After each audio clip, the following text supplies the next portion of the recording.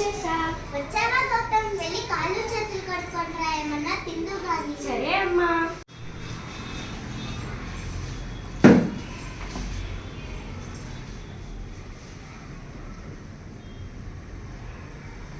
చేసా అమ్మా. ఇదిగో ఈ జంతికలు తిని పాలు తాగు. సరే అమ్మా.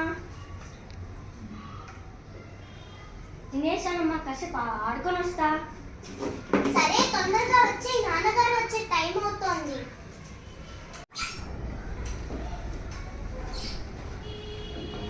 రాధా, గౌతమ్ ఏడి? ఆడుకోవడానికి వెళ్ళాడండి, వచ్చేస్తూ ఉంటాడు. అదిగో వచ్చేసాడు. ఏరా గౌతమ్, ఇంతసేపు ఆటలేంటి చదువుకోకుండా? అవునురా, అన్నట్టు నీ టర్మ్ ఎగ్జామ్స్ జరిగాయి కదా, వాటి మార్కుల సంగతి ఏంటి? అదా నాన్న, మరి ఏంటలా నసుకుతున్నావు? నాకు అన్నీ తెలుసురా. మీ స్కూల్ నుంచి నాకు మెసేజ్ వచ్చింది, ఎగ్జామ్ పేపర్స్ రిపోర్ట్ కార్డ్ ఇచ్చారట్టుగా. ఏది ఇలా తీసుకోరా. సరే నాన్న.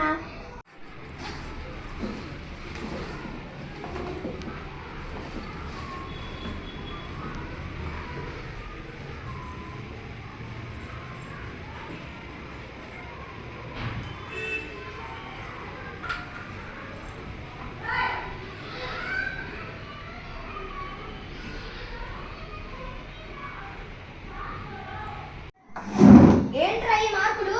ఏమైనా చదువుతున్నావా లేదా? ఏంటి నాన్న అలా అన్నావు? నన్ను మా టీచర్స్ చాలా బాగా ఇంప్రూవ్ అయ్యామన్నారు. మరి మీరేమో మార్కులు తక్కువ వచ్చాయంటున్నారు. అది కాదురా, మార్కులు బాగా వస్తేనే కదా నువ్వు బాగా చదివినట్లు. అదేంటి నాన్న, నన్ను మా టీచర్స్ చాలా బాగా ఇంప్రూవ్ అయ్యామన్నారు. నేను ఎగ్జామ్ రిజల్ట్ కూడా బాగా చేశాను, కానీ ఎగ్జామ్ టైంలో కొంచెం తడబడ్డాను. కానీ మా టీచర్స్ నన్ను చాలా బాగా ట్రై చేశావంటూ నన్ను ప్రోత్సహించారు. వారిచ్చిన ప్రోత్సాహంతో వచ్చే ఎగ్జామ్స్ ఇంకా బాగా రాస్తాను నాన్న. సరే అయితే చూద్దాం. ఏంటి కదా వీడు ఇలా మాట్లాడుతున్నాడు?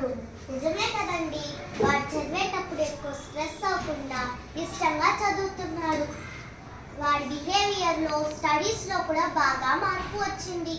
ఎంతో మంది పిల్లలు వాళ్ళ స్ట్రెస్ కారణంగా ఎన్నో ఆరోగ్య సమస్యలతో బాధపడుతున్నారు. నిజమే రాదా, నువ్వు చెప్తుంటే నాకు నిజమే అనిపిస్తుంది.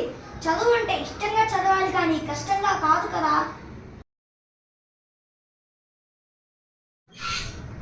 Hi, good morning. Hi, good morning. ఇదిగో స్వీట్స్ తీసుకో. చెప్తాను ఉండండి. హాయ్ రఘు, వచ్చావా? ఇదిగో స్వీట్స్ తీసుకో. ఏంటి నరేష్, ఏంటి విషయం? మా వాడు మొన్న జరిగిన ఎగ్జామ్స్ లో స్కూల్ టాపర్ గా వచ్చాడు రఘు. నీకు ఆ విషయం తెలుసా? మా వాడు ఎప్పుడు పుస్తకాల పురిగే చదువుతూనే ఉంటాడు. ఎప్పుడు టాపర్ గా ఉంటాడనే వాడి కోరిక, నా కోరిక. ఆడుకోవడానికి కూడా వెళ్ళడు. ఇంటికి ఎవరు వచ్చినా వాడు చదవడం మాత్రం ఆపడు. మా వాడికి బయట ప్రపంచమే తెలియదు, చదివే వాడి లోకం. దీనికి తోడు వాళ్ళ స్కూల్లో టాపర్స్ కి సెపరేట్ క్లాస్ రూమ్ అట. ఎక్కువగా మ్యాథ్స్, ఫిజిక్స్, కెమిస్ట్రీ మీద ఫోకస్ చేస్తూ ఐఐటి, నీట్, ఫౌండేషన్ అంటూ అస్సలు గాలి కూడా పీల్చుకోలేని చదువు తెలుసా? అన్నట్లు మీ వాడు కూడా మా వాడి క్లాసే కదా, మరి మీ వాడి సంగతి ఏంటి? మా వాడి సంగతి సరే కానీ అసలు ఇంతలా చెప్తున్నావు. మీ వాడు చదువుని ఇష్టంగానే చదువుతున్నాడా? వాడి మానసిక పరిస్థితిని ఎప్పుడైనా అర్థం చేసుకున్నావా? వాడి ఆలోచనలు, ఇష్టాల గురించి తెలుసుకున్నావా? తెలుసుకోవడానికి ఏముంది, బాగా చదువుతున్నాడు, ఫస్ట్ వస్తున్నాడు. ఇంతకన్నా ఏం కావాలి? అది కాదు నరేష్, చదువు అంటే ఎప్పుడు ఫస్ట్ మార్క్స్ తెచ్చుకోవడమేనా? వాడు ఎంత ఇష్టంగా చదువుతున్నాడో కూడా తెలుసుకోవాలి కదా. మా వాడికి మాట్లాడే టైం కూడా లేదు రఘు. అదే కదా మరి నేను అడిగేది. ఈ వయస్సులో ఇంత ఒత్తిడి అవసరమా? మన పిల్లలకు ఇచ్చే గొప్ప ఆస్తి చదువు, ఆరోగ్యం. ఆరోగ్యకరమైన ఒత్తిడి లేని చదువు అందించటమే దీని అర్థం. ఈ స్ట్రెస్ కారణంగా నితిన్ తన బాల్యాన్ని ఎంత మిస్ అవుతున్నాడో గమనించావా? నిజమే, కానీ ప్రస్తుత పరిస్థితుల్లో వాడు అనుకున్నది సాధించాలంటే ఆ మాత్రం కష్టపడాలి కదా. నిజమే, కష్టపడి చదివితేనే ఏదైనా సాధించవచ్చు, కానీ దానికోసం వాళ్ళ వయస్సుకు మించిన భారమైన చదువులు ఇవ్వడం మంచిదా? నిజమే రఘు, నువ్వు చెప్తుంటే నేనెంత తప్పు చేశానో అనిపిస్తుంది.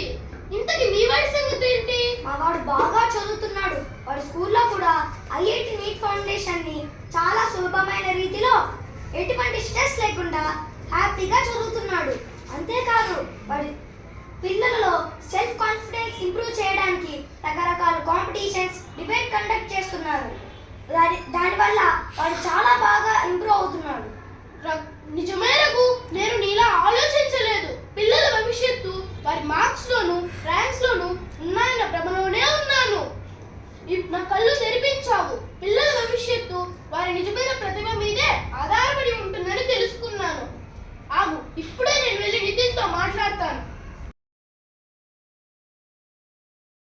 ఇలారా, ఏం చేస్తున్నావు? చదువుకుంటున్నాను నాన్న, రేపు ఎగ్జామ్ ఉంది. ఎప్పుడు చదివేనా? ఒకసారి ఇలా రానాన్న, నీతో కాసేపు మాట్లాడాలి. ఏంటో త్వరగా చెప్పండి, నేను వెళ్ళాలి. ఇలా కూర్చో నాన్న. ఎంతసేపు చదువు చదువు అంటున్నావు కదా, నిజంగా ఇష్టంగానే చదువుతున్నావా లేదా ఎవరికైనా భయపడి చదువుతున్నావా? అదా నాన్న, అది నాన్న మరేమో నాకు ప్రెషర్గా ఉంటుంది. ఎక్కడ మార్కులు తక్కువ వస్తాయో, నన్ను లోవర్ సెక్షన్కి రిమోట్ చేస్తారో అని చాలా భయంగా ఉంది. కాసేపు ఆడుకోవాలని, మీతో టైం స్పెండ్ చేయాలని ఉంటుంది, కానీ కుదరట్లేదు. ఇంటికి వచ్చిన దగ్గర నుంచి రేపటి ఎగ్జామ్ గురించే ఆలోచనలు, ఇంకా దేని మీద ఉండట్లేదు. అయ్యో, ఇన్ని రోజులు ఈ బాధ నీలోనే దాచుకొని బాధపడుతున్నావా? నీకు మంచి మార్కులు వస్తున్నాయని అనుకుంటున్నానే కానీ నువ్వు ఇంత ప్రెషర్కి గురవుతున్నావు అనుకోలేదు. నాకు ముందు స్కూలే బాగుండేది. యాక్టివిటీస్ అని, ఫీల్డ్ ట్రిప్స్ అని, చదువుని స్ట్రెస్ లేకుండా చదువుకున్నాను. అక్కడే హ్యాపీగా ఉండేది. అయ్యో, సారీ నాన్న. నీకు ఒక చేంజ్ ఉంటుందని, ఒక కొత్తదనం వస్తుంది అనుకున్నా. నువ్వు ఇంత ఒత్తిడికి లోనవుతావు అనుకోలేదు. సర్లే నాన్న, కాసేపు అన్ని పక్కన పెట్టి చక్కగా వెళ్ళి ఆడుకోనిరా. థ్యాంక్ యూ నాన్న, థ్యాంక్ యూ సో మచ్. చూశారు కదండి మా ఈ సంభాషణ. పిల్లలకు బలవంతపు చదువు, మార్కులు, ర్యాంకులు కాదు కావాల్సింది, వారిలో ఉన్న టాలెంట్ ప్రోత్సహిస్తూ స్కిల్స్ డెవలప్ చేసుకునే అవకాశం కల్పించడమే నిజమైన విద్యా విధానం. ఎంతో మంది పిల్లలు ఇలాగ ఒత్తిడితో బాధపడుతున్నారు. దయచేసి తల్లిదండ్రులందరూ గుర్తించండి. నేను కూడా ఈ స్కూల్ చేరాను. స్టడీస్తో పాటు ఎన్నో మంచి వాల్యూస్ని కూడా నేర్పుతూ మాలోని కాన్ఫిడెన్స్ లెవెల్స్ను పెంచుతున్నారు. నేను నా స్టడీస్ని మన గౌతమ్ దీప్ చైల్డ్లోని 10th వరకు కంటిన్యూ చేస్తాను.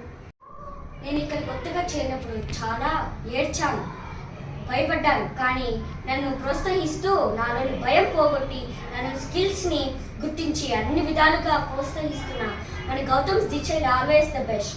అటువంటి విద్యా బోధనని అందిస్తున్న గౌతమ్స్ ది చైల్డ్ని ఎంచుకున్న పేరెంట్స్ అందరికీ నా హృదయపూర్వక ధన్యవాదాలు.